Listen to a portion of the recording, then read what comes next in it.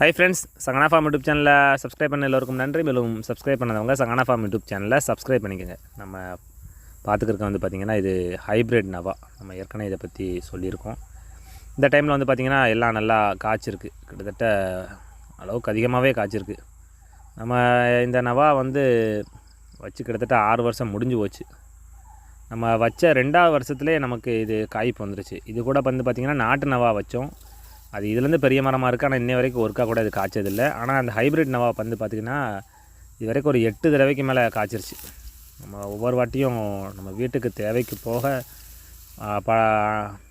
அணில் மற்ற இதுக சாப்பிட்ற அளவுக்கு அதிகமாகவே காய்ச்சிருக்கு. ஒவ்வொரு வாட்டியும் பிறக்கி நம்ம வீட்டு தேவைக்கு பயன்படுத்திக்கிட்டு இருக்கோம்.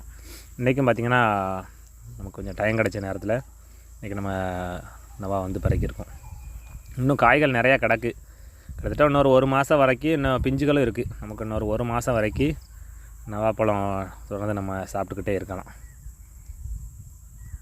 பார்த்திங்கன்னா இது வந்து காய் வந்து பச்சையாக இருக்கும்.